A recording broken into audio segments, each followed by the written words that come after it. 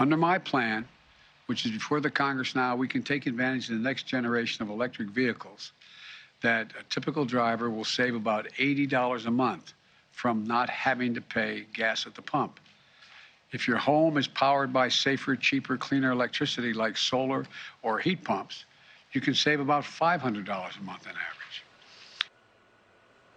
Well, that was President Biden yesterday, contradicting his own White House's fact sheet on just how much money Americans could save if they switch to electric vehicles. The administration claims Americans will save $950 a year in gas and $500 a year by using clean energy such as solar and heat pumps to power your home. Obviously, the president made a mistake and said $500 a month, Dagen. Your thoughts on this constant cleanup of President Biden's comments? This was actually some of the least offensive claptrap that the president hacked up yesterday.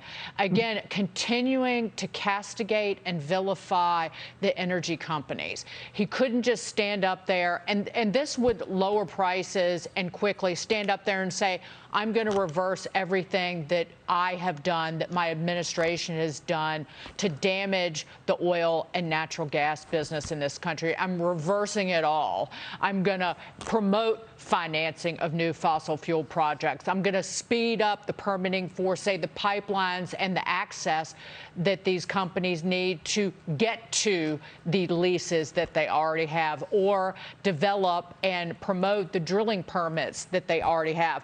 I could go on, but he didn't do that. He got up there and talked about they're hoarding land without producing, and we're going to make you pay additional fees on wells that you haven't used in years.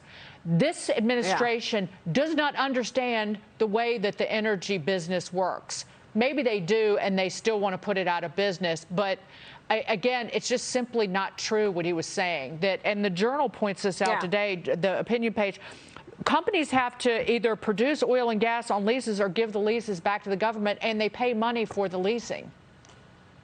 Yeah.